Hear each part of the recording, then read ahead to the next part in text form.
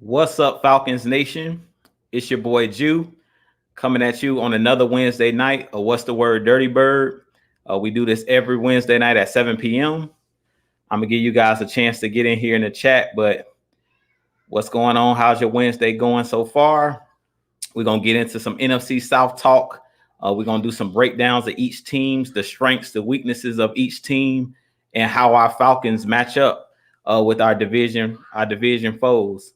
But as you guys come in here, as always, we're going to do the shout outs real quick. When you guys come in here, we're going to do some brief Atlanta Falcons news as well. Not a whole lot of Atlanta Falcons news. We're going to do some Atlanta Falcons news as well. But I hope you guys are having a great Wednesday. Like I said, I enjoy doing this every Wednesday night. If you haven't already, definitely hit that like button as you come in. Hit that subscribe button here at Jew Talk Sports, also Atlanta Falcons Nation. We appreciate that. We're both on the road to 2K. Both me at Jew Talk Sports and Atlanta Falcons Nation. We're on the road to 2K. We're trying to hit that 2K before the regular season kicks off in September. So definitely go ahead, hit that like, subscribe button. Like I said, not just here at Jew Talk Sports, but Atlanta Falcons Nation, Mad Mike Sports, Twisted Torch TV, Just K Styles. Everybody that's a part of the crew, definitely go over Miss Maggie T. Definitely hit that subscribe button. She just hit 500 subscribers. So get her to 1,000 as well. She's on the road to 1K on her own channel. So definitely go over and do that as well. But I'm going to go ahead in the chat. I see so far in the chat, we got Lucas. What it do, man? And we got Ezekiel the King. What's going on, man?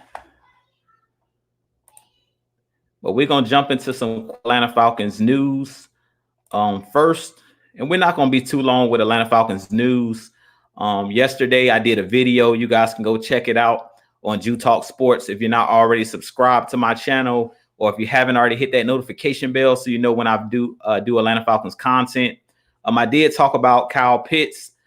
Basically, that's the only Atlanta Falcons news that we have is Kyle Pitts signing that massive contract of $32.9 million over 4 years.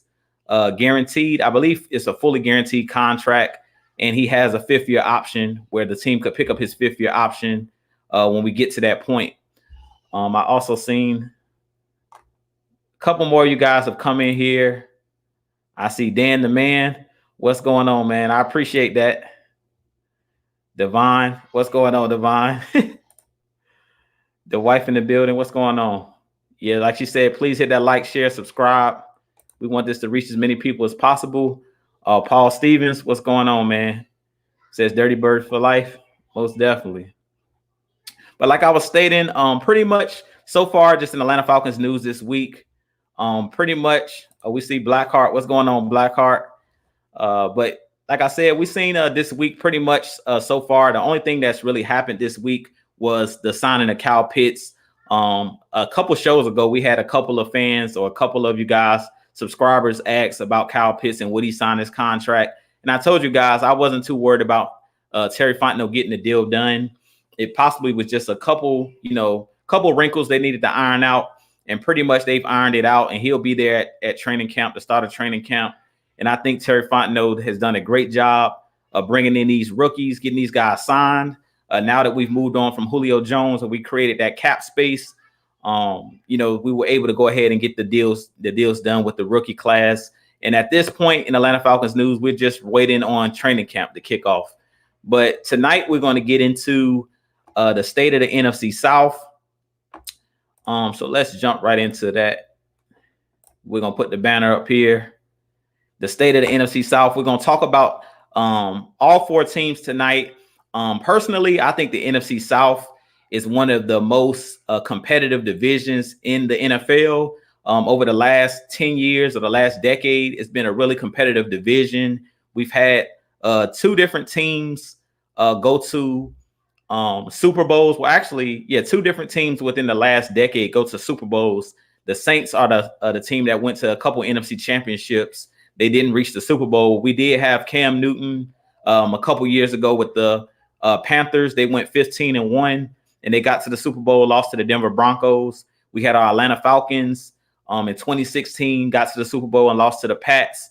And then we had the Saints get to, I believe, two two of the last three, or they were in a couple of NFC Championship games. I believe against the Rams, they got into where they had that blown call against the Rams was the NFC Championship game, and then they had two where they lost in the first round to the Vikings. But we had the Buccaneers just win the championship last year. So all four teams are really competitive, have played in Super Bowls, and that just goes to show how tough our division is in the NFC South. But I expect this division to be very competitive this year as well. It has been some flux in this upcoming season, being that Drew Brees retired. It's some flux with the Saints, with Julio Jones being traded to the Tennessee Titans. Now we've seen some changes in Atlanta as well. Last year, we had with the Carolina Panthers, Matt Rule take over as the head coach, and they let go of Cam Newton. So all of these teams are kind of in flux. And then last year, the Buccaneers were able to bring in Tom Brady, and they were able to get all the way to the Super Bowl and hoist that Lombardi trophy. So I feel like when talking about the NFC South and the teams to beat in the NFC South, we have to start with the Tampa Bay Buccaneers because they did win the Super Bowl. I know a lot of people are going to say the Saints are the team that's the team to beat in the NFC South because they won the division the last 3 years. But personally, I think that the team to beat is the defending Super Bowl champion Tampa Bay Buccaneers. They brought back all 22 of their starters from last year, which is pretty much unheard of in this cap era. You know, with a hard cap, a lot of teams are not able to keep together their nucleus or keep together that full roster from a Super Bowl year. Usually players go on to greener pastures and they go on and sign with other teams. And usually the team that won the Super Bowl is outbidded. But the Buccaneers, somehow, some way, they were able to bring back pretty much everybody that they had as free agents. And they were able to add to their team in the draft. And I think they did a really good job. Their front office is doing a great job there in Tampa Bay. And I do think that Tampa Bay is the team to beat in this division. Now, I do believe that the Tampa Bay Buccaneers are the most complete team. I did go and look at all of the rosters before tonight's show because I haven't had a chance to actually do that so far since the draft. But I did go in and take a deep dive and look at each roster from top to bottom. And from top to bottom, the Tampa Bay Buccaneers, barring injury, to me, the Tampa Bay Buccaneers is the team to beat, and they're the cream of the crop when it comes to talent. To me, they have the most talent in our division, and I do think that it's going to be tough to dethrone the Tampa Bay Buccaneers this upcoming season. Now, like you heard me say just a moment ago, barring injury, injuries, play a huge factor in the NFL, especially because it's a really physical sport and every team has injuries. But I think that the Buccaneers have a lot of depth as well. They have great depth on their team. Just looking at the defensive line for the Buccaneers, Shaq Barrett was able to re-sign. Ndamukong Suh came back and signed with their team. They're pretty much loaded on that defensive line. And then they brought in Joe Tryon. He was their first round draft pick. He's a defensive end out of the University of Washington. He's a guy that goes about 6'3", 6'4". And J-Rock would love me talking about Joe Tryon. He was a guy that J-Rock here at Atlanta Falcons Nation wanted us to actually draft. But I think they did a great job in the draft. They strengthened the strength because I believe that the strength of the Tampa Bay Buccaneers on the defensive side of the ball is that defensive line. I think that the weakness for the Tampa Bay Buccaneers, their Achilles heel, is going to be that secondary. They're really young on that secondary. They did draft Antoine Winfield Jr. last year, who's a guy that is a playmaker. He proved that last year coming in the Super Bowl. He did a good job. I think he had an interception in the Super Bowl where he basically put up the peace sign on Antonio Brown at the end of the game and kind of taunted, got a penalty at the end of the game. But they have a ton of weapons on that defensive side of the ball, but their strength is that front seven. So as far as our Falcons go, matching up with them, I believe the Tampa Bay Buccaneers are the cream of the crop in the NFC South. And on that defensive side of the ball, like I said, the strength is that pass rush and their ability to stop the run. They have great linebackers, Levante David, Devin White, They have guys with great coverage linebackers and great linebackers in space, and they have great pass rush. Like I was stating, the weakness, I believe, an Achilles heel of their team is their corners. Carlton Davis and Jamel Dean. Those guys are really young. I watched them in college because I am an Auburn Tigers fan. Both of those guys played at Auburn. But both of those guys are solid cornerbacks. But before I continue to go, I've seen a lot more of you have jumped into the chat. So I want to say what's up before I continue to rant on. Asia, what's going on, Miss Asia? One of the queens here at Atlanta Falcons Nation. Shout out to Miss Asia. Tony Wright, what's going on, man? He's always tuning in each and every week to all of our shows, man. We appreciate you. And let's YMOF Jamal. Man, your name is pretty long. YMF Jamal 05. What's going on, man? We appreciate you tuning in. But like I said, you haven't really missed much of anything. I'm just talking about the NFC South, and we're talking about the Buccaneers right now. Ultra Shadow, what's going on, man? And Jamari Williams, what's going on? What's good? Like I'm not gonna even butcher your name, but what's going on, man? He says from South Africa, man. What's good? We look, Atlanta Falcons Nation is worldwide, man. So shout outs to you for joining us from South Africa. But with that being said, like I was stating, the Buccaneers are the cream of the crop. Like I said, on the defensive side of the ball, that defensive line is the strength of their team, and that back end is their weakness on the defensive side of the ball. On the offensive side of the ball, they don't have many weaknesses. We all know that Tom Brady, it speaks for itself. He's won 6 Super Bowls and arguably the best quarterback in our division as far as the NFC South goes. We all know some call him the GOAT. I don't call him the GOAT, but he's definitely in the GOAT category, and he's definitely one of those guys that still is playing at a high level. And then when you look at the weapons that they have on offense, they were able to re-sign a guy like Antonio Brown. They were able to bring back Rob Gronkowski at the tight end position. They have O.J. Howard, who played at Alabama at tight end, who's coming back from injury. He was injured last season, but he's coming back from injury. They have Mike Evans, who's just a beast, really good catch radius, very long, fast, runs great routes, and does a great job of high pointing the football. And they also have Scotty Miller, who's one of those guys who's fast in the slot. And he showed against the Green Bay Packers in that NFC Championship game that he's explosive. So they're loaded on offense. They was able to bring back Chris Godwin. I believe they franchise tagged him, if I'm not mistaken. So they were able to bring back the whole crew. So it's going to be real tough. It's going to be really, really tough to compete with those Tampa Bay Buccaneers this year. And they are, to me, currently the cream of the crop. They're not unbeatable because football is one of those games where it's any given Sunday, anybody can be beat. And like I said, we're seeing right now in the NBA playoffs, injuries play a factor in what team is going to end up winning the whole shebang or winning the championship. Everything has to line up. All the stars have to align for you to, win a Super Bowl or even repeat as Super Bowl champions or even go back to the Super Bowl. So the Tampa Bay Buccaneers definitely have a huge target on their backs. But I do think that they have made a lot of key upgrades. When I went and looked at their roster, not only did they have Leonard Fournette last season, but in the offseason, they brought in Giovanni Bernard, who's a guy that played with the Cincinnati Bengals. He's great at catching the ball out of the backfield, like a James White that played with Tom Brady with the New England Patriots.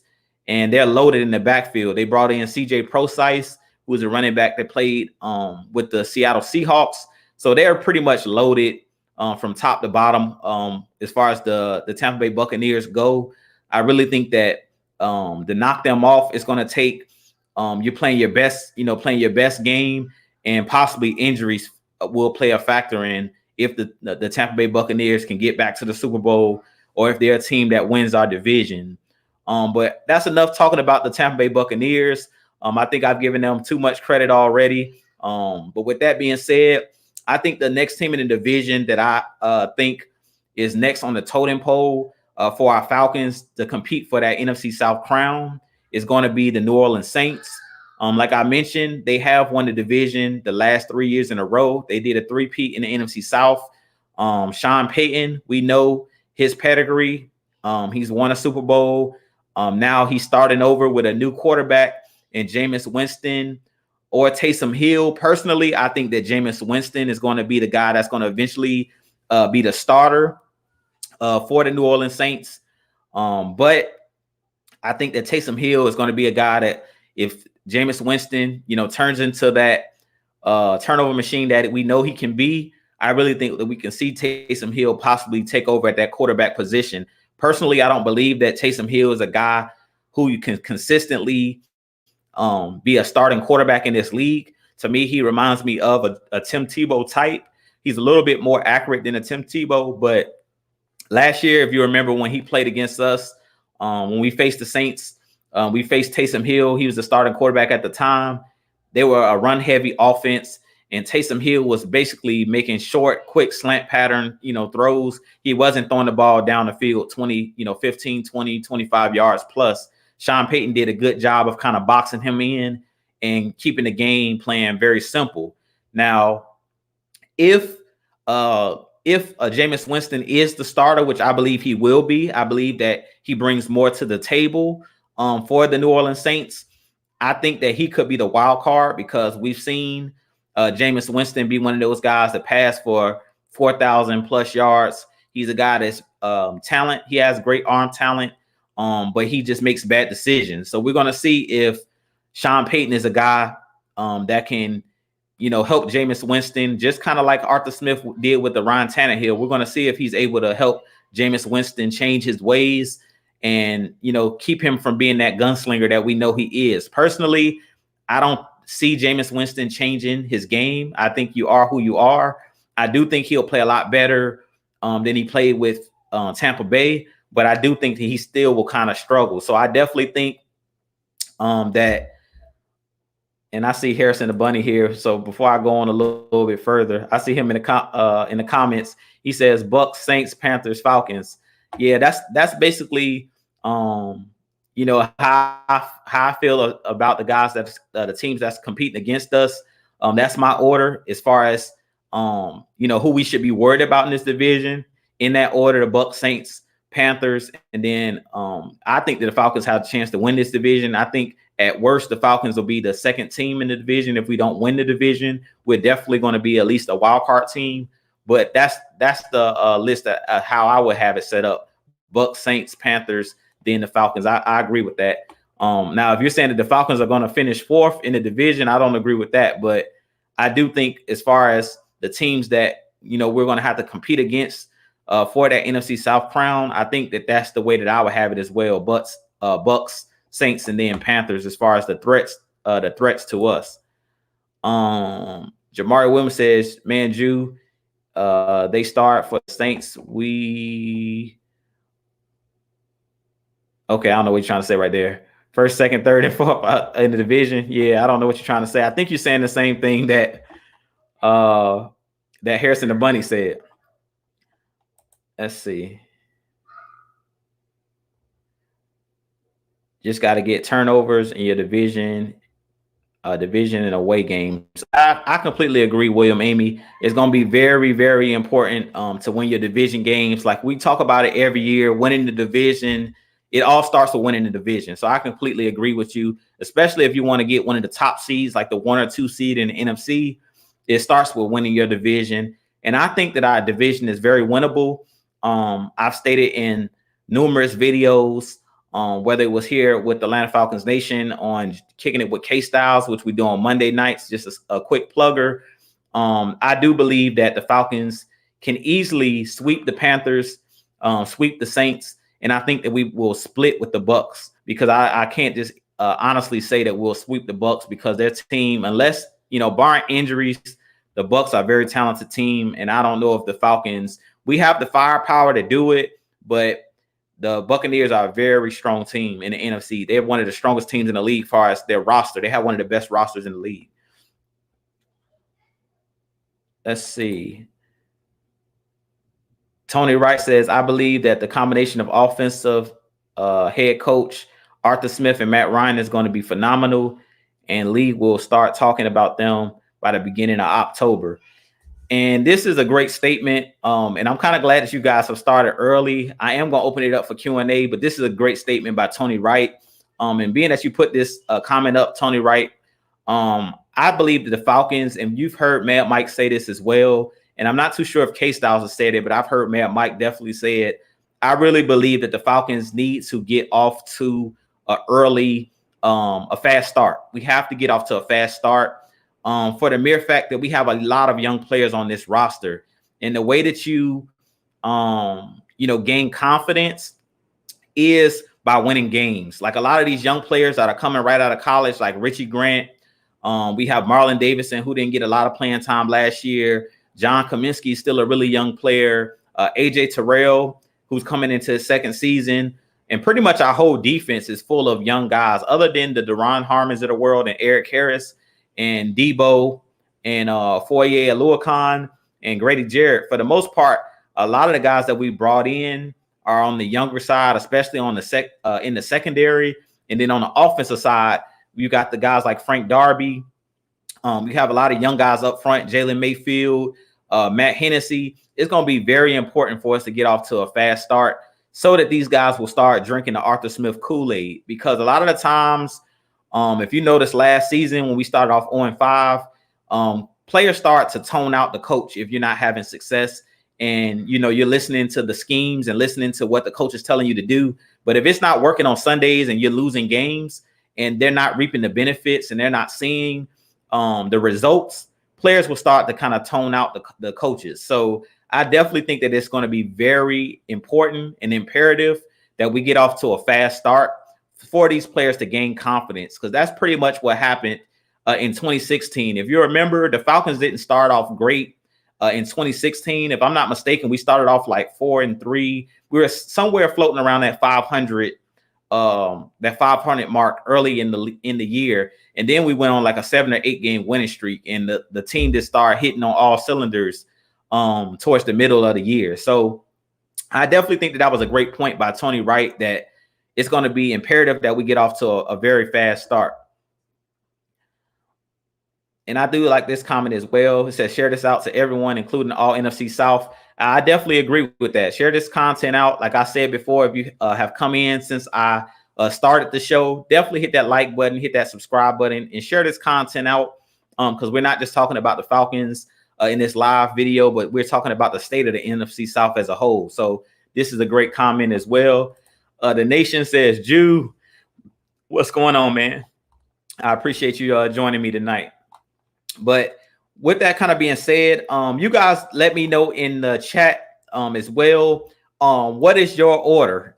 Who do you think the team that the Falcons is going to have the toughest time with this season? Show me your pecking order. Do you have it Bucks, Saints, Panthers? That's the way that I have it. I feel like the Bucks are public enemy number one because they're the defending NFL champions.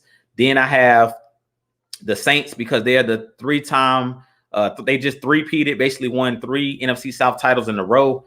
And then I had the Panthers coming in as the third team as far as the NFC South crown goes, as far as the threat to the Atlanta Falcons for competing for the NFC South crown. But with that being said, I did kind of want to jump back into what I was stating about the Saints. I didn't really talk about their strengths and their weaknesses, kind of how I did with the Bucks. But as far as it goes, and I like this by Devon. He says Bucks, Falcons, Saints, Panthers. Yeah, I could really see it falling that way as well, Devon. I could easily see either the Falcons or the Bucks. They can flip flop. I can see either one of those either one of those teams winning the division. But I definitely think that that's definitely how it could land. But like I was saying, I want to talk about the Saints as well and their strengths and weaknesses. I talked a little bit about their quarterback position. I do think that that's kind of the wild card and kind of the Achilles heel, because you lose a Hall of Fame, first ballot Hall of Famer and Drew Brees coming in. I really think that it's, they're in a flux right now. They're in transition. So I definitely think that it's going to be tough, and that's going to be one of the Achilles heels for the Saints. But I definitely think that on the offensive side, the strength of the New Orleans Saints is the offensive line. And we seen today Ryan Ramczyk They made him the highest paid right tackle in the league. He signed a 5-year, $90 million contract. So I definitely think that on the Saints side of things, the strength of the Saints team is going to be the running game, and it's going to be the offensive line. I feel like the Achilles heel right now, or the question mark on that Saints team or that roster, is the quarterback position. Nobody knows how well Jameis Winston or Taysom Hill is possibly going to play. And Drew Brees have been a staple for that team, just like Matt Ryan's been a staple for our Falcons over the last decade plus. So I definitely think that the strength, they're going to have to rely on Alvin Kamara in the passing game and in the running game. Latavius Murray, that's the strength of that Saints team. The Achilles heel right now is that offensive line and playmakers outside of Michael Thomas in the wide receiver position, because the Saints were a team kind of like the Falcons that lost a lot of players in free agency. They didn't have the money. They were in cap hell because they kept renewing Drew Brees' contract. They kind of did what Thomas Dimitroff did, where they kept restructuring contracts and things of that nature, to the point where they didn't have any money and they were kind of in cap hell, and they lost a lot of key pieces. Like I said, they lost Emmanuel Sanders, who were their second receiver on the opposite side of Michael Thomas. Now they're going to have to rely on guys like Callaway that they brought in 2 years ago. They're going to have to rely on the kid out of UCF. I can't remember his name at the moment, but he's been on their team for about 2 or 3 years. They're going to have to rely on him. And they're going to have to rely on the kick returner that they have on their team as well, who's kind of like a scat. He's kind of like a Scotty Miller, Taylor Gabriel type. I can't think of his name at the moment as well, but he's one of those guys that does the punt returns and things of that nature. I think his name is Tommy Lee Lewis, if I'm not mistaken. They're going to have to rely on guys like that and rely on Sean Payton's ability to scheme guys open, because they don't have a lot of weapons outside of Michael Thomas in the passing game. So I think they're going to struggle on the passing side of things, but I think that they have a great offensive line. They have a great running game, and they're going to have to rely on Alvin Kamara, those yak yardage after catches. Him and Latavius Murray are going to have to be, they're going to have some heavy lifting on the offensive side of the ball. But as far as the defensive side of the ball, when it comes to the New Orleans Saints, I think the weakness of the Saints defense is the secondary. The secondary and their linebackers as far as coverage. I feel like their Achilles heel has always been the secondary, whether it's whoever's playing opposite of Lattimore. Lattimore is a pretty solid corner. As much as we hate Marshawn Lattimore, he always goes head up. Him and Julio Jones would go at it at times. He's one of those guys that clutches and holds and grabs, but he's a solid cornerback. But opposite him, they lost Janoris Jenkins, who was a veteran guy. And I definitely think that that's going to really hurt them far as having multiple corners that can cover. They have a guy like Ken Crawley, who they've had for years. A guy like PJ Williams. Those guys really struggle in coverage, especially man-to-man coverage. And their defensive coordinator likes to blitz a lot. So I really think that they're going to struggle. They were able to bring back Marcus Williams, who's their safety, and he's a pretty solid safety. But they don't have a lot of, they don't have a lot of depth at cornerback. So I really think that they're going to struggle against our Atlanta Falcons because, we have those matchup nightmares like Kyle Pitts, Hayden Hurst, Calvin Ridley. They're going to have their hands full. Russell Gage, Frank Darby, and the list goes on and on. It's going to be really, really hard for those guys on that secondary for the Saints. I really think that that's the Achilles heel for them. As far as the strength of the New Orleans Saints, it's that front seven. It's always been that front seven. They're great at stopping the run. Last year, I believe they was #1 in stopping the run. Demario Davis is a thumper. He's one of those guys at that middle linebacker that he doesn't cover well, but he's an old school 1980s, 1990s linebacker. He doesn't have, great coverage skills, but he's a guy that's a hammer. He's going to come downhill, and he's great at stopping the run and filling gaps and things of that nature. They do a great job of that with pretty much all of the linebackers that they have there in New Orleans. I just think that they're going to struggle because they lost a lot of guys on the defensive side and the offensive side. They lost their leading pass rusher or their leading sack, their sack leader last year. He went to the Cincinnati Bengals, and I can't think of his name at the moment. He wore number 91. Can't think of his name at the moment, but Cam Jordan, he played opposite of Cam Jordan last year, and he led their team in sacks, and he ended up getting a big contract to sign with the Cincinnati Bengals. So I think his name is Trey Hendrickson. Now that I think of it, Trey Hendrickson is the guy I'm thinking of. He was the leading sack getter over there for the New Orleans Saints last year, and he signed a big contract with the Cincinnati Bengals, and they lost. They lost him, and he did a great job opposite of Cameron Hayward. We know that Cam Hayward is one of the best pass rushers in the game, but he's kind of, he sees double teams, triple teams, kind of like a Grady Jarrett, where he needs a partner, and he doesn't have that guy on the opposite side of him. So I really can see even their pass rush taking a step back. They're always good in stopping the run, but when it comes to pass rush, I think they're going to struggle because a guy like Marcus Davenport, who they drafted a couple years ago, he's kind of been a bust for them. He hasn't panned out, hasn't developed. So I really think that they're going to struggle at that other defensive end position, because Trey Hendrickson, I think, is a guy that kind of got overlooked last year, but he was one of those guys that played with a hot motor, a very high motor, and was one of the better players for the Saints last year. But with that being said, we all know, the Saints are a division rival. I definitely think that because they have great coaching over there in New Orleans, I don't expect them to fall off too much. I do think that they're a team that'll compete. They could split with us, and win a game or two. We could easily win our home game and they win their home game. But I do believe the Falcons have a better chance of sweeping the Saints than they would have a chance of sweeping the Buccaneers, because the Buccaneers, to me, like I said, are the cream of the crop. And to me, they have the most weapons in this division. They're the most complete team from top to bottom in the division. I could see the Falcons sweeping the Saints, depending on if we're, rolling at that point, depending on how fast our team grasps the concept, the new concepts on offense and defense. We could definitely, sweep the Saints this year. But I do want to jump into a couple more of you guys' comments. And I know I missed some of you guys' comments, so I'm going to scroll back up here. Let's see.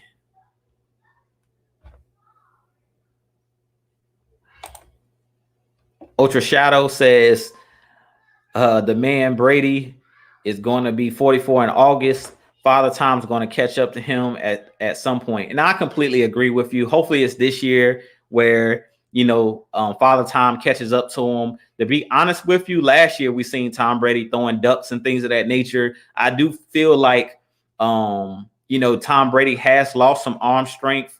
I do think that Tom Brady is not playing at the top of his game anymore. I do believe he has it between the ears, and he's one of the smartest quarterbacks in the game. He's seen every defense you can throw at him, and he still, knows every trick to the trade. But I do believe that Tom Brady has kind of fell off a little bit when it comes to arm strength, when it comes to him standing in the pocket and feeling pressure. If you notice the last couple seasons, since he's gotten older and hit his 40s, he's a quarterback that's gun shy.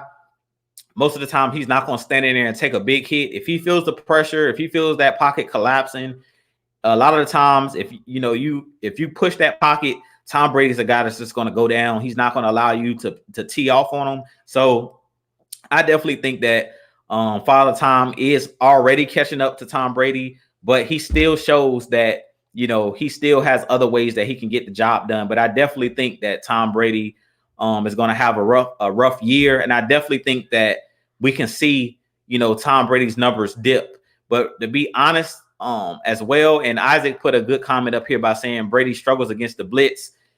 He does struggle against the blitz, and I feel like that's pretty much every quarterback. Even though Matt Ryan has great numbers against the blitz, no quarterback likes to get blitzed. No quarterback likes pressure on them. Quarterbacks want to feel, safe and secure in the pocket and feel, be able to step into their throws and things of that nature. So I feel like that's pretty much every quarterback, but Brady does struggle against the blitz. But I think that they do a good job. Byron Leftwich, Bruce Arians, they do a good job of not putting Tom Brady in bad situations. If you watch a lot of the Tampa Bay games last year, and even when he was in New England, Tom Brady gets the ball out his hands fast. Like he gets the ball out and gets it into his playmakers' hands. He doesn't sit there and hold on to the ball and do these long, drawn out 5 and 7 step drops. I think that Byron Leftwich did a good job of balancing out that passing and that running game. We've seen in the Super Bowl and in the playoffs that a guy like Leonard Fournette that they brought in played a huge factor in them winning that Super Bowl last year. So that's a great comment, Isaac. I definitely agree with you that no quarterback likes to be under pressure. But if you're going to beat Tom Brady, you definitely have to pressure him. And I think a guy like Dean Pease coming in, that was a great pickup for Atlanta Falcons because he's coached against Tom Brady, even up down to the nitty gritty as far as practice. He was the defensive coordinator in New England. So he's seen Tom Brady up close and personal, and he's seen Tom Brady as an opponent when he was coaching the Ravens, when he was coaching the Titans. If you remember, Dean Pease was on that coaching staff that eliminated the Patriots and Tom Brady a couple years back. So Dean Pease is definitely a guy that's a great defensive coordinator, very aggressive. And I definitely think that he's going to be one of those guys that's going to bring pressure from everywhere and make Tom Brady and a lot of quarterbacks uncomfortable. But I do want to jump into a couple more of you guys' comments as well as talk really quick about the Carolina Panthers, last but not least. Before I say that, I want to say what's up to the homie Jumpman T with the comment. He said the silent assassin on the mic. I appreciate it, man. Twisted Torch TV, man. Y'all make sure y'all go over to his channel. He is a part of the Atlanta Falcons Nation family. Go over and hit that like, share, subscribe button on his channel. He's on the road to 1K as well. So definitely go over and do us that favor and go ahead and hit that like and subscribe button there. He has great content as well. But with that being said, I do want to talk really quick about the Carolina Panthers. And they're the third team in the totem pole when it comes to the teams that we're going to have to battle for the NFC South crown. The Panthers are kind of in a rebuild mode. They started their rebuild mode last year when they got a whole new head coach. They brought in Matt Rule from the college ranks from the University of Temple, and they brought in Joe Brady, who was the offensive coordinator for the LSU Tigers. And last year was their first year in Carolina. I believe they finished, if I'm not mistaken, 7-9, if I'm not mistaken. But it was either 7-9 or 6-10. But they had a pretty good season for it to be their first year coaching that Panthers team. And I do think that the Carolina Panthers are going to be a team that's going to be able to compete in our division. Like I said, last year, they were a team that split with us. They did beat us in Atlanta that first game, and then we beat them in Carolina on that Thursday night football game. But they had a guy like Mike Davis, who we brought over from Carolina. We all know pretty much the strengths of their team. The strengths of the Carolina Panthers team is Christian McCaffrey. Pretty much that team goes as Christian McCaffrey goes. And last year, Christian McCaffrey went down with a season-ending injury. Pretty much couldn't get healthy or stay healthy all season. And that was pretty much their season because Christian McCaffrey is pretty much 85 to 90% of their offense. They throw the ball to Christian McCaffrey. They run the ball with Christian McCaffrey. He's the public enemy number one on that team. That's definitely, the strength of their team is that running game. I do think that they did a solid job as well in the draft. They brought in Chuba Hubbard, who's the running back that played at Oklahoma State. He's a guy that's built kind of like a Christian McCaffrey, a speedster, a guy who, if he hits a crease, he can take it the distance. And he's a guy that I wanted our Atlanta Falcons to look at in the draft. We decided to go with Javion Hawkins, who's a pretty much similar to him, a scat back, a guy who can catch the ball out of the backfield, and a guy that's really fast. So I definitely think that the Carolina Panthers running game and Chuba Hubbard, that was a good pickup for them. They picked up Terrence Marshall, the wide receiver out of LSU. He was coached by a guy like Joe Brady as well. So I definitely think that Terrence Marshall is one of those guys who's a guy that's long, I think he's like 6'3", fast and can high point the football, is a guy who has great catch radius, similar to a Mike Evans type. He's one of those guys. He's not as good as Mike Evans when it comes to route running, but as far as his size and his length, he's a guy that's really lanky and can make plays if you just throw the ball up to him in one-on-one situations. So I definitely can see a guy like Terrence Marshall being one of those guys that they drafted that can help on that offensive side of the ball. Joe Brady is a very creative offensive coordinator, one of the younger offensive minds in the NFL coming over from the college ranks. But I like what they did in the draft. They brought in Deontay Brown. He's the offensive guard, and he goes about 6'4", 350 pounds. He played at Alabama, and he's one of those guys that's he was one of the best pass blockers on the collegiate ranks the last couple years. He was a guy that I wanted the Falcons to take a look at in this draft, but they did a good job of trying to solidify that offensive line, because last year their offensive line was the Achilles heel for their team. And I do think that they did a good job of trying to bolster their offensive line where it won't be the Achilles heel of their team this year. Now, the weakness on the offensive side of the ball for Carolina, I believe the weakness for them will be the quarterback position, similar to the Saints, because they brought over Sam Darnold from the New York Jets, and he's a guy that was he was a number 1 draft pick, but he was a first rounder that was taken by the Jets out of USC a couple years ago, and he never really lived up to the hype coming out of college. I don't want to put all of that on him, because I do believe a lot of his struggles was due to the poor coaching. Adam Gase, the head coach, former head coach and offensive coordinator of the Jets, was a train wreck.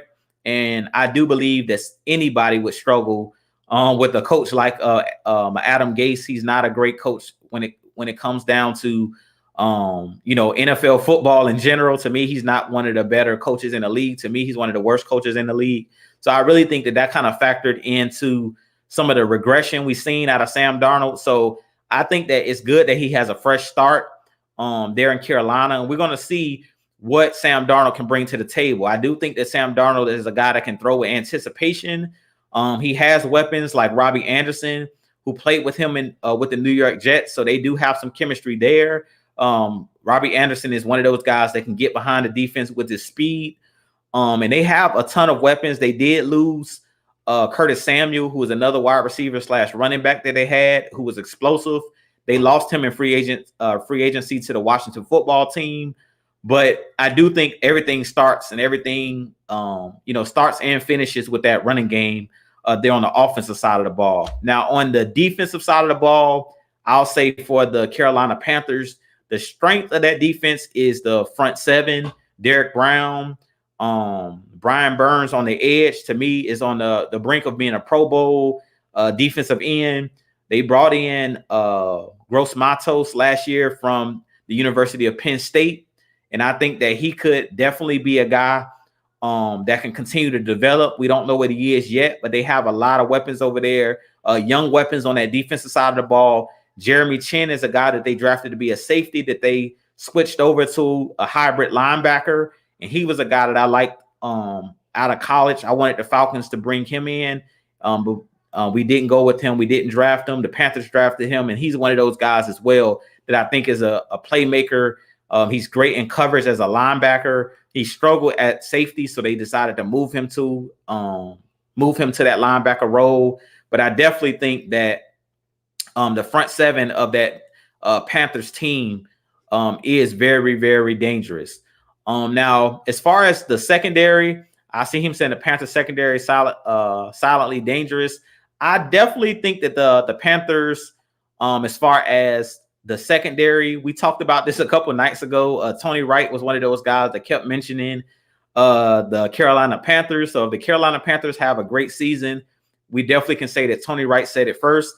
But he talked about it a couple of nights ago. He asked a question about the Panthers, and he was basically stating that they have a really good secondary, or they have an up-and-coming secondary with guys like Joe Horn's son that they brought in out of the University of South Carolina. He was, to me, was my top cornerback in this draft. And they do have on the other side of him Dante Jackson that they brought in from LSU. But I don't really think that their secondary is going to be that great this season. I think that those guys need a chance to develop. And I talked about that a little bit on Monday night with Kicking It with K-Styles. I do think that the Panthers have a chance at being better on that in that secondary and developing. But I think right now they're really, really young on that secondary, and those guys are going to need time to develop. JC Horn is one of those guys that I think could be a top corner in this game, but I think that it's going to take him some time to become more polished. To me, he's sometimes a little bit too aggressive, and he may get called for penalties and things of that nature on the next level in the NFL. So it's going to take him time to adjust to the speed. Similar to a guy like, I definitely think that guys like Dante Jackson he's a solid corner. I don't think he's as great as a lot of people think. He's just a really fast corner. He ran like a 4.3 in the combine. He is a really quick guy, but he's a guy that falls down a lot. If you go and watch a lot of the games that we had against the Carolina Panthers last season, the 2 games that we had, Calvin Ridley and Julio Jones had their way with Dante Jackson. So I don't fear a guy like Dante Jackson. I do think that he has elite speed, but I'm not, I don't fear a guy like Dante Jackson. And I think on the in the secondary, as far as their safeties go, they're really young at that safety position. They don't have great safeties, and they don't have a great secondary. To me personally, I think they have a chance to continue to develop. But right now, I think the secondary for the Carolina Panthers, I would say right now is the weakness of that team. That and the linebackers. The linebackers are not great in coverage there at Carolina. I think that Shaq Thompson is a great run stopping linebacker, similar to the Saints linebackers. He's good at coming down and being a thumper, but he struggles in coverage, and I think that's the reason that they're going to struggle against our Atlanta Falcons as far as it goes. Far as tight ends, Thompson have to cover our tight ends. He's going to struggle against Kyle Pitts, Hayden Hurst, and a lot of the athletic tight ends in the game, and a lot of the athletic running backs in the game. I think they're going to struggle, and they have struggled since they lost a guy like Luke Kuechly. So I definitely think, the strength, like I said, for the Carolina Panthers is no surprise. It's that running game. The weakness or Achilles heel is going to be the passing game, because we don't know what Sam Darnold is yet. And then on the defensive side of the ball, I think their strength is stopping the run and putting pressure on the passer, because Brian Burns is one of those guys that's one of the youngest guys in the game. But he's an up and coming Pro Bowler. I think that Brian Burns in the next couple of years is going to be a Pro Bowler. But with that being said, that's pretty much what I feel about the NFC South.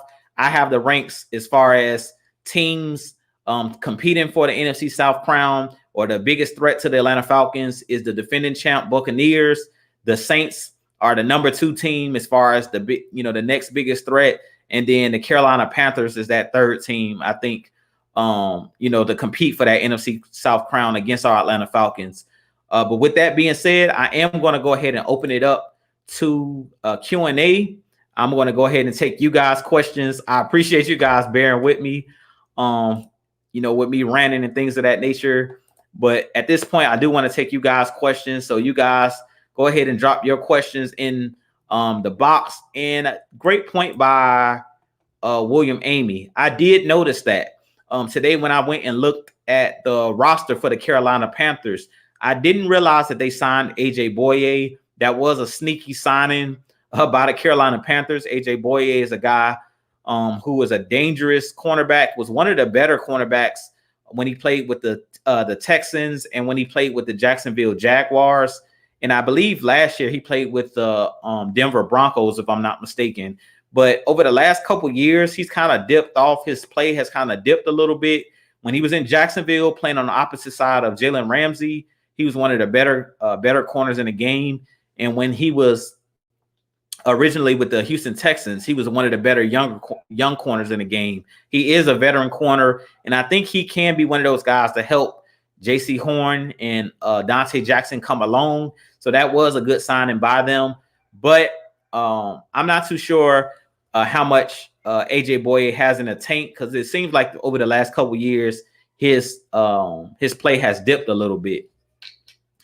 But this is a great question by Jamari Williams. He says, Jew, have you seen the top 10 quarterbacks list? I was going to do a video on this, but since you brought it up, this is a great question. I have seen the quarterbacks list, that top 10. I think he's talking about Pro Football Focus top 10 quarterback list, if I'm not mistaken. I believe they had Matt Ryan as the 7th quarterback on that list as far as the top 10 quarterbacks go. And I had a huge problem with the list. The problem that I had with the list, the top 5 quarterbacks I believe that they had, I had no problems with them putting those quarterbacks in front of Matt Ryan. I believe they had Aaron Rodgers, Tom Brady, Russell Wilson. I don't have the list here in front of me. Josh Allen. And then I think it was Dak Prescott, if I'm not mistaken. Those were the guys that they had ahead of Matt Ryan. And I had a huge bone to pick with PFF or Pro Football Focus. I'm not a huge fan of PFF. And give me a second, y'all. So I'm not a huge fan of Pro Football Focus. But I did see the top 10 list, and they had Matt Ryan, I think, as number 7. I think Matt Ryan should have been in the top 5. I would have moved. I would have put Matt Ryan ahead of Dak Prescott, who I think they had at number 6. And I would have put Matt Ryan ahead of Josh Allen for the Buffalo Bills, who was at number 5. The reason I say that is because Josh Allen only had one good season. He hasn't been consistent in the NFL. Last year, he did have a really good season. But if you remember when Josh Allen first came in the league, he was completing less than 50% of his passes. If you go look at his completion percentage, he struggled his first 2 years in the league as far as accuracy and things of that nature. And, turning the ball over, that was something that Josh Allen struggled with originally coming into the league.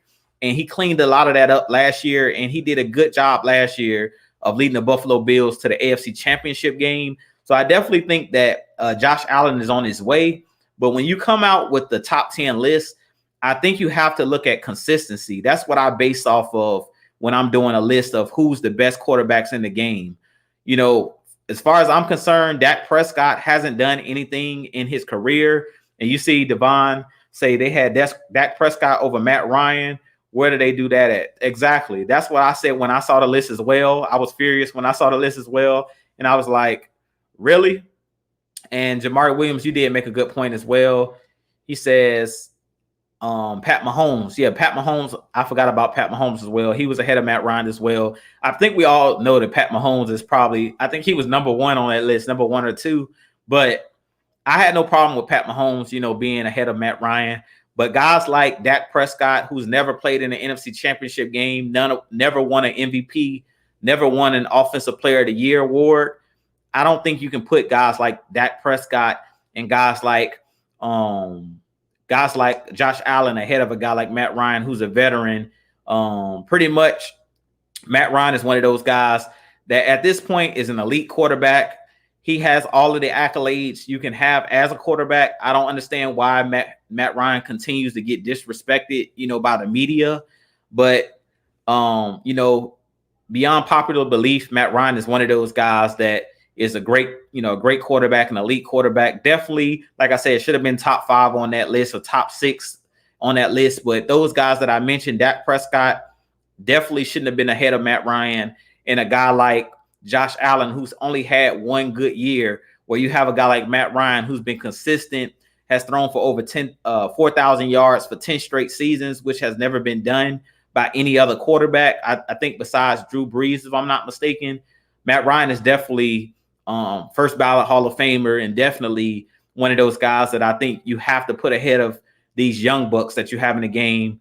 And even another guy that I would like to see on that list that wasn't in that top 10, and I would put him ahead of Josh Allen, and I would put him ahead of Dak Prescott, is Deshaun Watson. I think that Deshaun Watson is one of those guys who kind of suffered what Matt Ryan suffered from last year. Mike talked about this in our last show as well.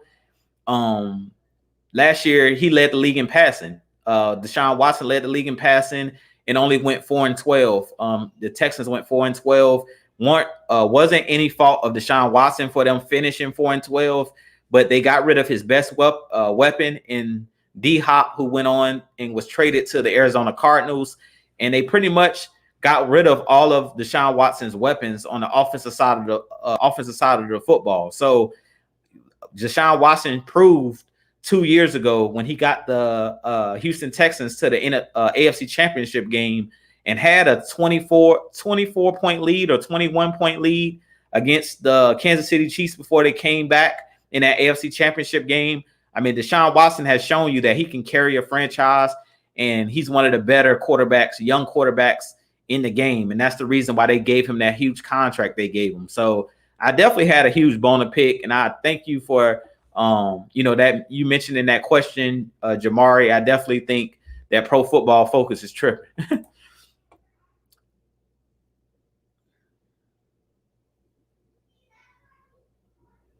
And this is obvious. Jabari Williams said, do you think Matt Ryan's underrated? Most definitely. Most definitely. Let's see. Bruce Wayne says, what's cracking, Jew? Any player that plays for ATL will always get negative to little attention simply because the narrative the media wants Atlanta sports to have. And I completely agree with this statement by Bruce Wayne as well. I definitely think that the media plays a huge role in why our players don't get, the respect that they deserve.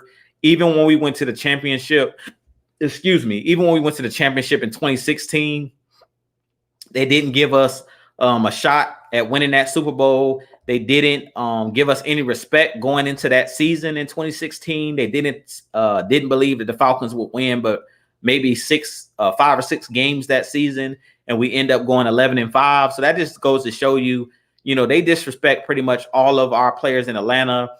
Even the great players that we've had, the Roddy Whites of the world, never got the credit he deserved.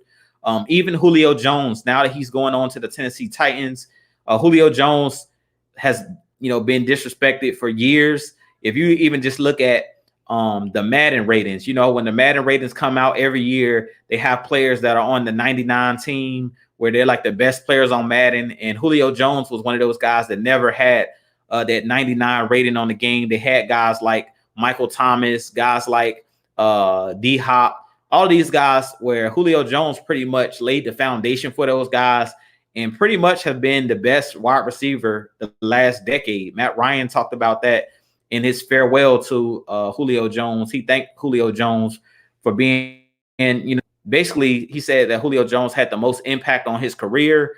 And I pretty much think that Julio Jones has definitely been the best wide receiver the last decade, but he never gets the credit that he deserves. It's always guys like Antonio Brown that got the credit, got the 99 ratings on Madden and things of that nature, got the credit from the media because he was on the Steelers, which is pretty much a bigger market when it comes to having, a winning background and things of that nature. You had players like Dez Bryant, a part of the Dallas Cowboys. At one point, they were debating who was better between him and Julio Jones. Dez Bryant, it was people debating who was better, D Hop or Julio Jones. Odell Beckham was another guy that kind of fell off a little bit, but when he was with the Giants, he was another guy that they were trying to compare to Julio Jones and were saying that he was better than Julio. So Julio Jones has stood the test of time, and I completely agree. Most of our Atlanta Falcons players don't get the credit that they deserve. Players like Grady Jarrett, players like Matt Ryan, Julio, Roddy White. Even when Tony Gonzalez was in Atlanta, he didn't get a ton of respect. They gave him more credit when he was with the Kansas City Chiefs, but he didn't get the respect when he was with the Atlanta Falcons. He kind of was overlooked as well. And even guys like Todd McClure, who was a great center for our Atlanta Falcons. I mean, the list goes on and on. Deion Jones, who to me currently is a top 3 linebacker in the NFL. He's another guy that gets overlooked and doesn't get a lot of credit. Everybody always talks about Bobby Wagner because he was a part of that Legion of Boom defense there in Seattle. But I put Deion Jones right up there. For my money, I'll put Deion Jones up there with any of those top linebackers in the game. And I think he measures up really well. You had a guy like Brian Urlacher come out and basically state that Deion Jones was a bad mother, you know what? So bad mother, shut your mouth. So you already know that Deion Jones is one of those guys. And the media, the Atlanta media and ESPN and all of the, these outlets, they do a poor job of, highlighting our Atlanta Falcons. It's only when the Falcons are struggling that we're highlighted and they talk about us. When the Julio Jones trade rumors and things of that nature, any negative thing when it comes to Atlanta sports, usually that's what they highlight. They don't talk about, the success that we have had, and they don't talk about the great players that we've had. Jamal Anderson, the list goes on and on. But let's see here.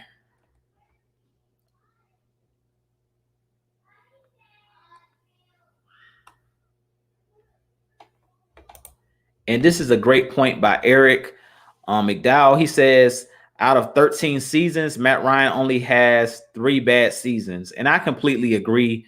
Matt Ryan has been the model, of consistency. He's a guy, like I said, anybody that can pass for over 4,000 yards, 10 straight seasons, and you're having, new offensive coordinators going in and out for the last, 13 years. He's had 5, 6, different offensive coordinators in his career, 3 different head coaches, if I'm not mistaken, in his career. And Matt Ryan has been one of those guys that always completes anywhere around 65 to 66%, 65 to 66% of his passes as far as his completion percentage.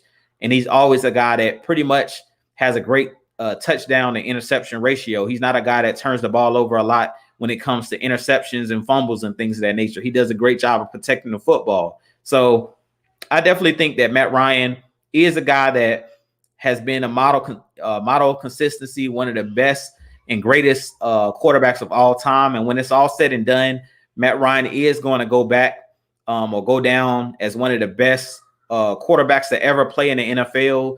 And when my kids have kids, and I'm old and gray, Matt Ryan is going to be one of those guys that's going to be in the history books in the NFL, that they're going to talk about on NFL films and NFL classics and things of that nature. He's going to be a guy, that they're going to talk about for a really long time. They already have one of Matt Ryan's jerseys. I believe it was his jersey and his glove they took last year, and I think his cleats as well, from him passing Peyton Manning, for throwing for the most yardage in the first 13 years of NFL career or something like that. So Matt Ryan is definitely a special quarterback, and I definitely think that we need to soak up the greatness while we have it, cheer him on while we have him, because once he, leaves the franchise and retires, he's definitely going to be a guy that, we're going to miss. But let's see here. And Tony Wright says John Abraham was disrespected. I definitely think that John Abraham was another one of those guys that was one of the best pass rushers in the game as well for many, many years. And I completely agree with that as well. I definitely agree with you on that. John Abraham is probably be one of the greatest pass rushers in NFL history. One of those guys that has 100 plus sacks in his career, and definitely was one of those guys that broke barriers for our Atlanta Falcons franchise as far as pass rush. I think he probably will go down right now as the best pass rusher to ever play in Atlanta. If we look at the defensive ends that we've had here and outside linebackers that we've had here, to me, John Abraham definitely was the best, the best pass rusher that we've had. And I want to get to this question here. It says, how will you feel about rookie Richie Grant? I think he's going to be solid. Nobody really talking about him. Well, we've talked about him here on Atlanta Falcons Nation. I don't know if you've tuned into our shows, but as far as the media, of course, they don't talk about any of our rookies other than Kyle Pitts. They really don't talk about anybody else. But I definitely think that Richie Grant will have a huge impact on this Atlanta Falcons defense and on this Atlanta Falcons team. I do think that he can be a guy that gets multiple contracts with our Atlanta Falcons, definitely can be a staple of our defense. Be that Honey Badger, be that Earl Thomas of the defense, be that somebody compare him to Brian Dawkins. I think he's a little bit better in coverage than a guy like Brian Dawkins, but he does play with the physicality of a Brian Dawkins. So I definitely think that Richie Grant was one of my favorite players in this draft class. Definitely had him high on my list. It was out of him and Andre Cisco. Those were the two guys that I had on my draft board circled for our Atlanta Falcons. And we went with a guy like Richie Grant, which I think he's going to be great in coverage. A great guy who can roam around the field. You can move him around like a chess piece. He's a guy similar to Ed Reed, Troy Polamalu. He has the ability to be that great if he studies the film and if he reaches his potential, reaches his ceiling. I definitely think the sky's the limit for a guy like Richie Grant. I definitely could see him being one of the leaders of this Atlanta Falcons defense for a really, really long time. But let's see here.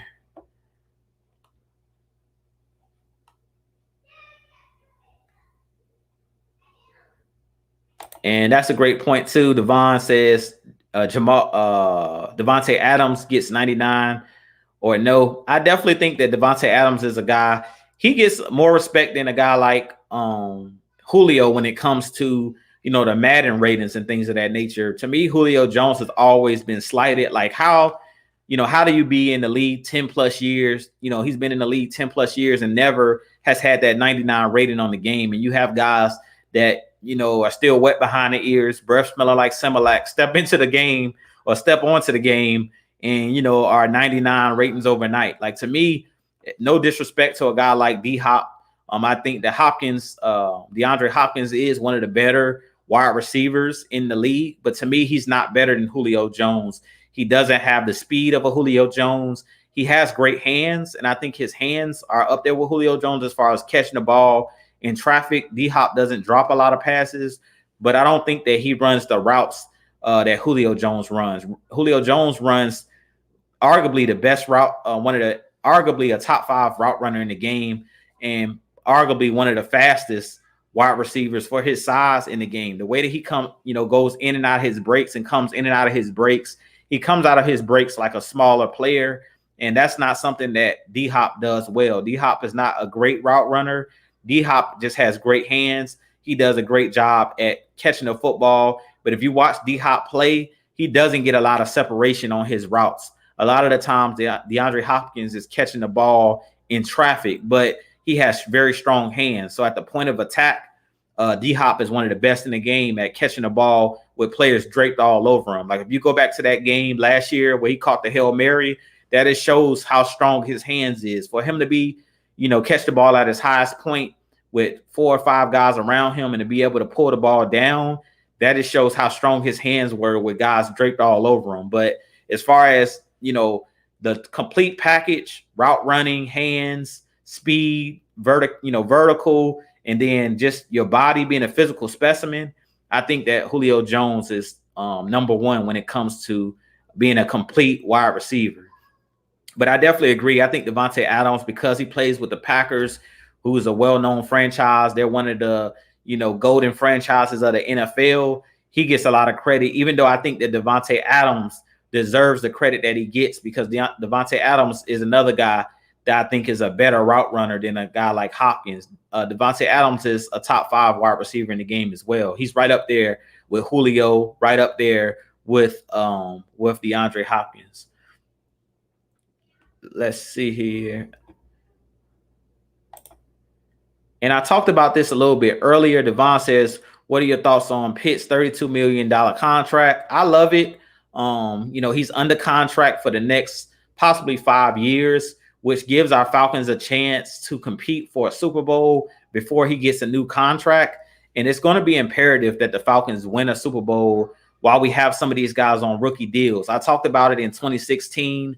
One of the biggest problems that we had in 2016 was we got to the Super Bowl. We had a ton of guys on rookie contracts, which was great, but we didn't finish the job in the Super Bowl. We allowed the Patriots to come back in that game and steal that Super Bowl, and we lost a lot of players. Mike talked about a couple weeks ago, or maybe even a month ago, where we had to let a lot of guys go because Julio Jones wanted that huge contract. We gave him that $66 million guaranteed. A lot of those weapons that we had on that 2016 team either had to be, walk in free agency, or we had to pay those guys. Like we paid Deion Jones, we paid Grady Jarrett. All of those guys was on rookie deals in that 2016 year. We paid Julio. We gave Matt Ryan a new contract. We paid Devontae Freeman. So a lot of those guys that were, on those smaller contracts were still under rookie deals. When we made that Super Bowl run, we were able to draft correctly, and we were able to basically get cheap labor off of some of those guys that were later draft picks, like a Devondre Campbell, like Grady Jarrett, like Deion Jones. All of those guys were rookies. A guy like Keanu Neal, who had a huge impact on that 2016 team and 2017 team. All of those guys were on cheap deals on those rookie contracts. So I definitely think that was huge as well. And Miss Maggie T, I appreciate that. She says, super chat and cash app your boy some support. I appreciate that, Miss Maggie. And I see we have a super chat, $5 super chat. With that being said, we had to give y'all the victory bell, as we have in the Atlanta Falcons Stadium. They had a train horn when we scored a touchdown. But this year, if you don't know, if you haven't seen the Atlanta Falcons victory bell, this is it. So the Atlanta Falcons victory bell, I hope to see that a lot this upcoming season. But I'm definitely looking forward to ringing that bell after games this year. If you don't know, we do the post-game shows and things of that nature after the games. So I expect to see that bell a lot. But we also do that when we get a super chat here at Jew Talk Sports, or here on What's the Word Dirty Bird. So if you put a super chat or a cash app, you let us know, when it pops up. We'll definitely ring the victory bell, or ring that cowbell, the victory bell here at Atlanta Falcons Nation, Jew Talk Sports. But I appreciate the $5 super chat. She said spitting facts. So I appreciate that. And I appreciate Maggie T for dropping that in the chat. Please hit that like button. Please share out this content. If you join me before I had mentioned that earlier, if you recently joined, please hit that like button, hit that subscribe button for your boy, not just here at Jew Talk Sports, but also at Atlanta Falcons Nation. We are on the road to 2,000 subscribers. We're looking to get to 2,000 subscribers before this season kicks off. I'm about 800 away from 2,000. I believe I'm like at 1,200 and some. And I believe Atlanta Falcons Nation at this point is somewhere around 1,500 and some, if I'm not mistaken. So help us get to 2,000 subscribers, and help Miss Maggie T get to 1,000 subscribers as well. But I see my boy in the building, Just K Styles. He said that's what I was waiting on, victory bell. Most definitely. Like, hopefully we see this victory bell a lot this year, not just from the super chats, but from us getting the win. From every win, we're gonna definitely have the victory bell after every win in the post game show. But with that being said, you guys continue to drop your questions. If you have any more questions, I'll probably be up here for maybe another, say, 15, 20 minutes if you guys have more questions. And I'm gonna scroll up because I might have missed some of you guys' questions as well. And Tony Wright's bringing all of the questions. Let's see. Tony Wright says Slant Thomas is top 15, not top 10, and certainly not top 5. I agree with that. He's not top 5. He possibly will fall somewhere in the top 10 range, depending on what players you have. I'm not going to sit here and go through or name 10 wide receivers, but I think he's somewhere in that 10-ish range. Mike Thomas last year had a bad ankle injury, so his numbers kind of dipped last year without Drew Brees playing in a lot of those games, and him being on the injured list for a huge part of the year due to that high ankle sprain. But I do think that Michael Thomas is similar to a Hopkins. He's similar to D-Hop. Both of those guys are not burners. They're not going to beat you with speed. Both of those guys are just have strong hands. Like, they're physical. They're physical wide receivers. Possession wide receivers is what I call them. Similar to like a Mohamed Sanu type was to a lesser degree. Mohamed Sanu was similar to Mike Thomas, similar to DeAndre Hopkins. I don't believe that Mohamed Sanu is on their level, but he was just a physical specimen as far as physical at the point of attack, a guy you can put in a slot, or a guy that can run a slant pattern, not afraid to take the big hit across the middle. And one of those guys is just physically imposing, and a guy that has strong hands. If you guys remember when Mohamed Sanu was here, his strengths was, being able to catch the ball in traffic. And that's why he was a clutch player in the red zone. And he was a clutch player on third down, because you could put him in the slot. He ran great routes. He was a physical body. So if you threw the ball across the middle, he wasn't afraid to take big hits from corners and safeties, because he had that big frame. So I definitely think Mike Thomas is somewhere in the top 10. He's not top 5, I don't think, anymore. I think he just got a lot of targets, and a lot of people kind of overrated him because he had that one season where he caught like 180 balls or something like that. But other than that, I don't think that Mike Thomas is up there, with the Julio Joneses, with the D Hops. I think that those guys are a little bit better than a Mike Thomas, but I do think that Mike Thomas is top 10. I'm not going to disrespect the man like that. But with that being said, let's see here. And Atlanta Falcons Rise Up says Mike Evans top 15. Mike Evans is actually a guy that I think is underrated. I think Mike Evans is a guy who's a lot better than a lot of people think. He doesn't get the credit that he deserves, because prior to Tom Brady being on his team, it was similar to what the Falcons experienced, where Mike Thomas just played for the Buccaneers, and a lot of people prior to Tom Brady going there just don't watch a lot of Buccaneers games unless you live in the area. But I think Mike Thomas is a guy that could be somewhere in that top 10 as well. He's 6'5", 200 plus pounds, and it's a guy who's faster than D-Hop, faster than a lot of those guys, and is a guy who can high point the football. Hands is not as strong as D-Hop, but he's a guy that runs good routes, and he's a guy that is definitely one of the better wide receivers in the game, and a guy that doesn't get credit for what he's done. Like, he doesn't get a lot of credit for what he's done prior to Tom Brady being on the team with him. Let's see here. And Atlanta Falcons Rise Up says AJ is going to have a comeback season like Moss did. If you're referring to AJ Green, I don't know about that. I seen somebody mention AJ Green in the chat, and he actually signed with the Arizona Cardinals. I think he's going to be a solid number 2 wide receiver behind DeAndre Hopkins, but AJ Green is a guy that struggled with injuries. He was a guy came out of Georgia. A lot of people used to put him in the same category with a Julio Jones. Who was better, AJ Green or Julio, when he was in Cincinnati for a lot of those early seasons in his career when he was in his prime? Personally, I don't think that AJ Green at this point is a guy. I could see him doing some things with Arizona, but his main problem is injuries. Like, he's a very injury-prone wide receiver or football player. So at this point, I don't know if he can get through a full 17-game schedule healthy. If he can get through a full season healthy, then he can possibly have a resurgence. But I don't see him doing it. I can't remember the last time AJ Green made it out of a season healthy at this point.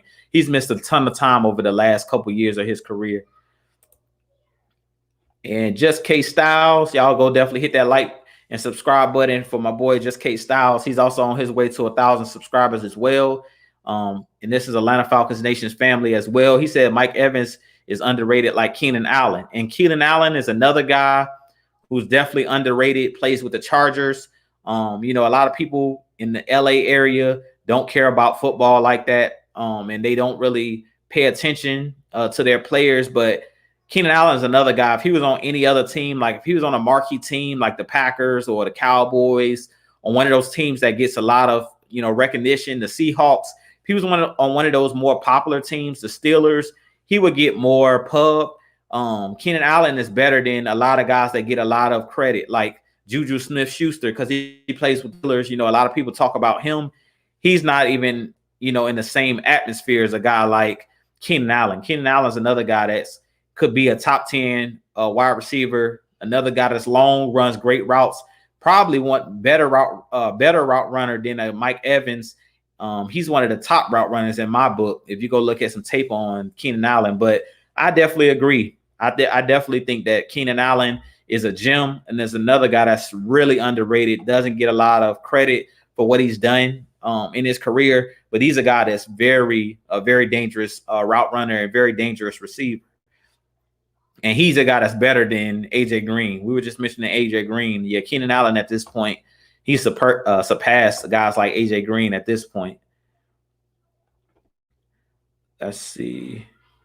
And Tony Wright about to take me to school. He says AJ Green made 7 straight Pro Bowls, 2011 to 2017. Then 2018 and 19 was injured a lot. He played the entire season in 2020. He's back. We'll see. Like I said before, I'm a guy, based off of consistency. Yeah, AJ Green has had some solid seasons and he's been a Pro Bowler, but to me, his game is taking a dip. Now, it could have been because he was playing for a bottom feeder team like the Cincinnati Bengals. I mean, what player is going to get shine playing for the Bengals? The Bengals have sucked for years, ever since pretty much Carson Palmer in the Chad Ochocinco or Chad Johnson days. Those guys have been a horrible franchise. But I think AJ Green is solid. I'm not trying to crap on AJ Green. I definitely think that AJ Green is a solid wide receiver, but I don't, foresee him being a guy that's going to be a game changer unless he can stay healthy. And he has to prove it to me before I'm going to give him the nod. If it came down to me, comparing him to a player like a Keenan Allen or Mike Evans at this point, I'm taking those guys every day of the week over AJ Green. It's a reason the Cincinnati Bengals allowed him to walk at this point in his career. He's a guy that's kind of taking a dip. And like I said, he's an older wide receiver at this point. AJ Green has been in the league for almost 10 seasons. So if not 10 seasons already. So he's definitely one of those guys. Still has some game. I compare an AJ Green type to like a Sammy Watkins. Sammy Watkins is another guy who's had some success in the league, was playing with the Chiefs, but couldn't stay healthy. He was a guy that's always injured, has talent, but just couldn't stay healthy. So we'll see what AJ Green does. I wish him nothing but the best there in Arizona. And that's my point. Jabari Williams just said last season, I think he said that AJ Green had 1 touchdown last season. Yeah, that goes to show you, like, AJ Green I don't think he's back. That's why I say that he's a guy that, at this point, he's not what he used to be. He's not a bad wide receiver, but he's not what he used to be at this point. But if we don't have any more questions, I am about to get off in a couple minutes. Just scrolling through to take a look, see if I missed anybody. Let's see. Devon says, outside of Ridley and Gage, obviously 1 or 2 wide receiver on the team, who can be the 3rd or 4th wide receiver on the depth chart? Good question, Devon. I think the 3rd wide receiver could be a guy like Frank Darby. It could be Kyle Pitts, because I think Kyle Pitts is a Swiss Army knife. Like, he's a wide receiver / tight end / football player. So he could easily be 1,000-yard receiver or 1,000-yard tight end, whatever you want to call him. But if you just want to stick to strictly, the depth chart of who we have at the wide receiver position, I think the 3rd wide receiver is going to come down to a battle between Frank Darby and Olamide Zaccheaus. Those are the 2 guys that I think is going to, and Tajay Sharp. Tajay Sharp is another guy I keep forgetting about, who's going to compete as well. He has the size over Zaccheaus, and Darby are not the biggest guys. So Tajay Sharp has an advantage because he's played under Arthur Smith's scheme. So he could easily get more snaps because he already knows the playbook. But I think that when it all comes down to it, I think that Frank Darby is something about Frank Darby. I think he's a guy that's going to, scratch and claw his way some way, somehow to get on the field, because he's a guy that is good at catching the ball in traffic. I haven't really seen that with Olamide Zaccheaus. Now, Zaccheaus is dangerous as well because of his speed, but I think that Frank Darby is a little bit more physical than a guy like Zaccheaus. Zaccheaus actually went down with an injury last year. So we definitely will see. Let me see if I hit this. Okay, so I have a super chat as well. And let me see if I can find where the super chat went. Hold on. Give me 1 second. And we have another super chat in the building, if it will pop up here. And And she says, Jew, I'm loving the content. Looking forward to the heavy hitters season. And you get the victory bell, and I appreciate that super chat of $5. As we say, the $5 holler. And as Mike would say, $5 in the Mad Mike voice. But we do appreciate that super chat. And we are definitely looking forward to this upcoming season and giving you guys the top Atlanta Falcons content, giving you guys the stats, the facts, and the truth, like we do here at Atlanta Falcons Nation. But I do appreciate the super chat. Everybody that continues to view, my show on Wednesday nights, I really appreciate you guys, and I love doing this, the Q&A with you guys, and we love doing all of the shows that we do here on Atlanta Falcons Nation. So definitely continue to tune in. I really appreciate the $5. And it looks like you guys love the bell. Everybody's talking about the victory bell. And we're gonna hopefully hear a lot more of that victory bell this upcoming season after wins this season and with you guys super chat. So I really appreciate it. But like I was stating before, I don't know if I finished my statement, but as far as the wide receivers, like I said, I think it's going to come down to Frank Darby, Olamide Zaccheaus. Those are the two guys that I'm looking at to be that third wide receiver, and Tajay Sharp. Those three guys are going to battle it out in training camp. I think all of them bring something different to the table. Tajay Sharp is a guy that has the size and speed. Frank Darby is a guy that has, the ability to go deep, and he's a guy that's great at catching the ball in traffic from what I'm seeing from his college tape. And then Olamide Zaccheaus is just a straight burner. He has the speed, kind of like Turbo Taylor when we had Taylor Gabriel here. That's who Olamide Zaccheaus reminds me of. He's a guy that can return punts and kickoffs like he did in college at UVA.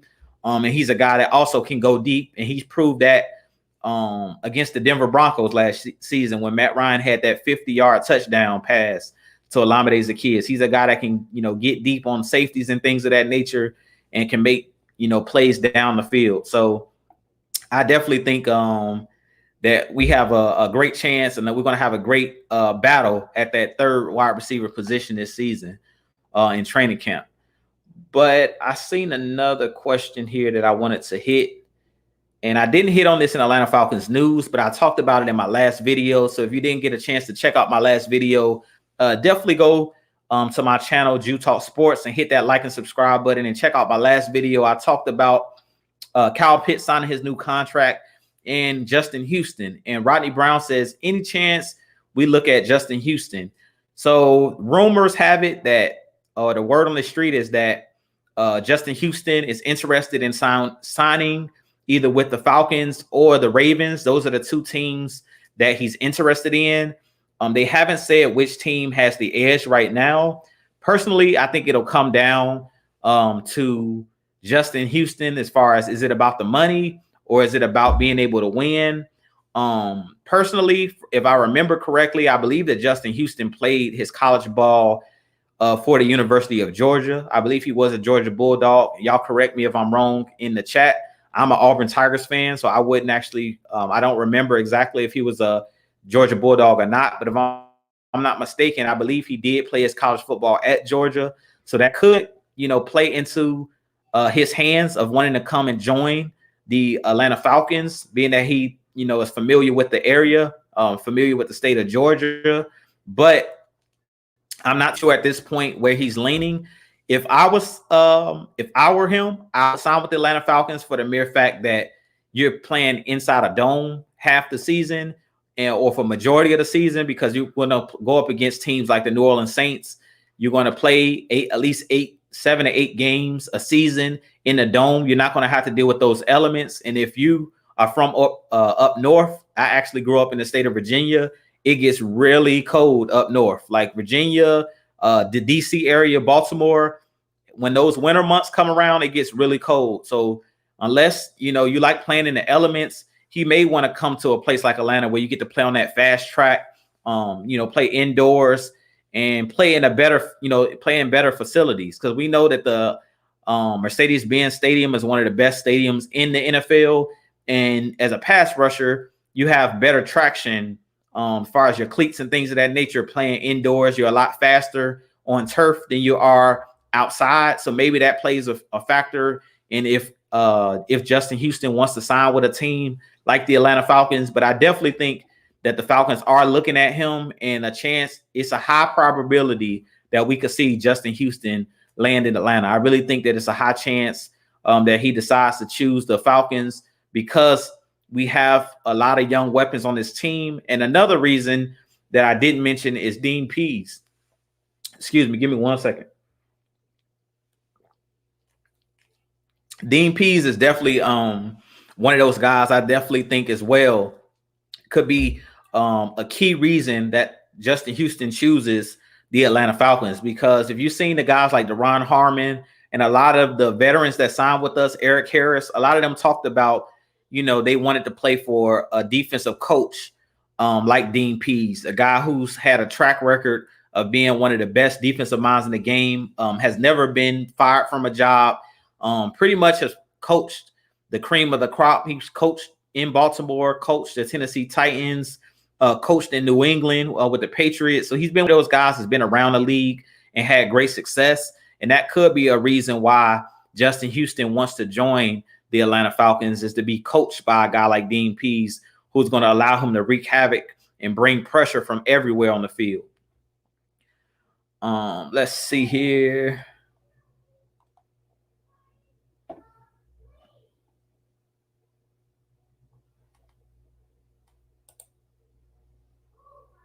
And let's see, ATL Falcons rise up. I think Pitt's going to bring more to the table than Julio. I don't know if I can say that legitimately because we haven't seen Kyle Pitts play a snap yet. And I definitely want to be careful when you're talking about a guy like Julio Jones. Julio Jones is definitely a first ballot Hall of Famer at this point. If he doesn't play another snap in his career, he's definitely been one of the greatest wide receivers of all time. So we can't put Kyle Pitts in his stratosphere yet because he hasn't played in the NFL yet. We haven't seen what he can do on this level. But I definitely think that Kyle Pitts is as versatile as Julio Jones. He can play tight end. He can play wide receiver. He's bigger than Julio Jones. He's not as fast as Julio Jones, but he runs routes really well. And he could possibly, when it's all said and done, go down as one of the greatest wide receivers or one of the greatest tight ends or pass catchers to ever, lace them up with our Atlanta Falcons. But that book, hasn't been written yet. It's still an empty, a lot of empty pages for a guy like Kyle Pitts. Julio Jones, his book is already closed with the Atlanta Falcons. So we've seen what he did in his illustrious career. And right now, I wouldn't, want to put a guy like Julio Jones. It's not fair to Kyle Pitts to put him in the same sentence as a guy like Julio Jones. But I think that Kyle Pitts, if you look at just what he did in college, he definitely has a chance just based off of being a generational talent, being a physical specimen. He has all of the tools to definitely be, on Julio Jones's level, or definitely, possibly in his career in that Hall of Fame status. Let's see here.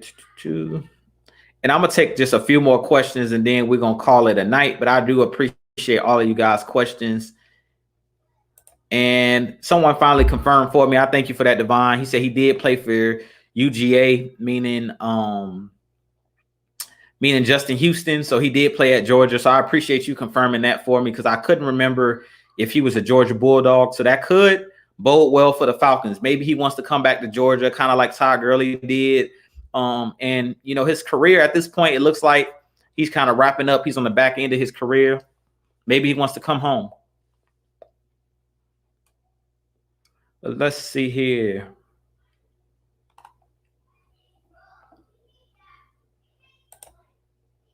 And I like this comment here. He says, Christian Blake, don't sleep on Cordell Patterson. Yeah, those two guys are other guys that are on the roster as well that could make some waves. I think Cordell Patterson is going to be mainly used as a running back and special teamer. I don't think he's going to play a ton of wide receiver, barring injury. But Christian Blake is a guy last year that showed he's been here developing under Calvin Ridley, Julio Jones for the last 3-4 seasons. And he could be a guy that could come in and shock a lot of people in training camp. And good news is this coaching staff is going to give all of these guys ample opportunity to compete. They're not going to just hand the job, they're not going to play favorites and hand the job to Tarjay Sharp because he's played for Arthur Smith before. He's going to make all these guys compete. And that's another reason I'm looking forward to the preseason. I'm looking forward to preseason and training camp because you're going to get to see these guys battle it out in game action on the field in preseason to see who deserves, who deserves that third wide receiver position or deserves a spot on this 53-man roster. And the Real says, great show on Wednesdays, Jew. I really appreciate that, man. Please like, share, subscribe. Tell your friends to come holler at your boy. Come check me out on Wednesday nights. I really appreciate you guys, kicking it with me every Wednesday. I really appreciate it. And I'm going to take about 3 more questions, and then we're going to call it a night because I know that the NBA playoffs is getting ready to the NBA Western Conference Finals will be coming on at 9. So definitely don't want to compete with the NBA Finals or the Western Conference Finals and the NBA playoffs. And I actually want to check it out myself as well. I'm a huge NBA fan as well. And shout out to those Atlanta Hawks last night for putting the beat down on the Bucks last night. I wish Giannis Antetokounmpo nothing but the best. I am a huge Greek Freak fan as well. I think he's a solid player. Like I said, I'm a huge NBA fan. Trae Young, I'm a huge fan as well. He was injured last night, and Sweet Lemon Pepper Lou stepped up last night. The 6th man stepped up and did his thing last night. Bogdanovich, those guys held it down last night. So shout out to those young Atlanta Hawks making waves in Atlanta. They're the biggest thing. They're the talk of the town right now. So these Atlanta Falcons this season, they're going to have a hard act to follow, whether the Hawks make it to the finals or not. Just them making it to the Eastern Conference Finals is a huge deal in the city of Atlanta. So shout outs to those Atlanta Hawks. Even though I'm not an Atlanta Hawks fan, I'm a huge NBA fan, and I'm a huge fan of what the Atlanta Hawks are doing. And let's see. Rodney Brown says, who you think might be the surprise veteran cut? Ooh, this is a good question. Not too sure right now because that could be really hard when it comes to, when you're saying the cuts. I think it could be maybe, I say maybe defensive lineman. This might shock a lot of people. I'm gonna say it, and you heard it here first. This is an exclusive here on Jew Talk Sports and What's the Word, Dirty Bird. I think that Tyler Davison, this might shock a lot of people. I don't know how this would affect as far as his contract because I think he restructured his contract. But I think if he's not cut this year, he could be a cap casualty or a guy that gets cut this offseason. But I could really see them moving on from a guy like Tyler Davison because he hasn't lived up to the hype. And I think that Marlon Davison is a guy that's going to possibly beat him out for the starting role.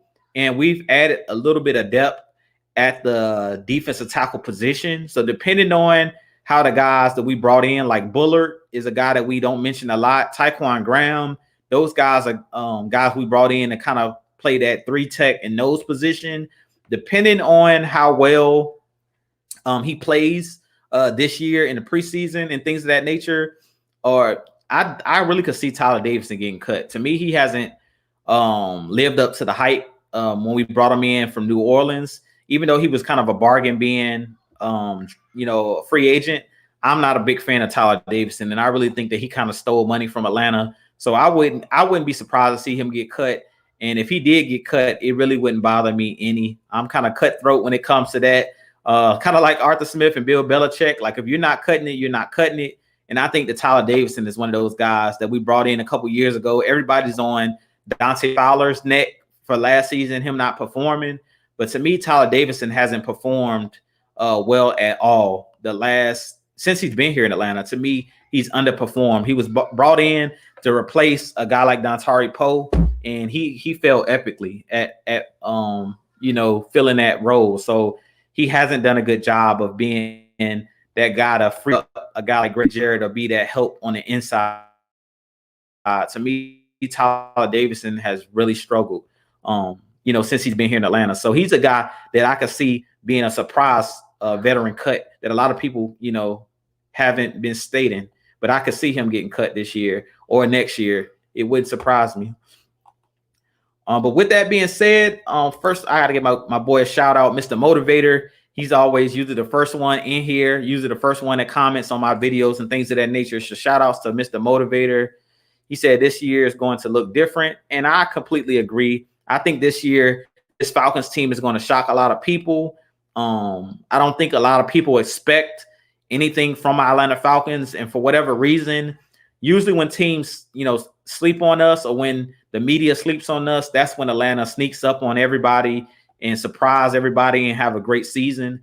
And I could see this year definitely being one of those seasons where, we come out of nowhere because we were, left dead in the waters last year at 4-12, picking in the top 5 in the draft. A lot of people are sleeping on us, snoozing on us and things of that nature. And I think they might wake up a sleeping giant. They might wake up a beast, and being that we don't have the target on our back this year like we've had since 2016, making the Super Bowl, I think that, the last 3 years have been down years, losing seasons, missing the playoffs. I don't think that any team or anybody in the media is really expecting anything from the Falcons, especially now that Julio Jones is no longer the talk of the town or the toast of the town. I think a lot of people are sleeping on us. But I think it's going to look a lot different, Mr. Motivator. I agree with that. But with that being said, I'm going to take one more question, and then we're going to get off here for the night. So let's see here. And we do thank you guys for the super chat. I appreciate each and every one of you guys for continuing, to support your boy here at Atlanta Falcons Nation, Jew Talk Sports. We appreciate you guys for everything you do, not just your super chats, not just for the likes and subscribes, but just always tuning in with us. Like we always say, K-Style says it all the time. We're not just Atlanta Falcons Nation, but we're all Atlanta Falcons Nation. And we seen earlier that we had somebody tuning in from South Africa. So that just shows you that Atlanta Falcons Nation is worldwide. We're taking over. So we appreciate each and every one of you guys. And let's see who's going to be the last question of the night.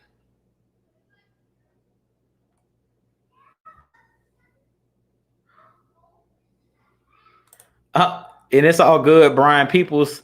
You can watch it on the playback. He says that he's late and he missed the live video. You always can go on the playback and rewatch it. And please like, share, subscribe.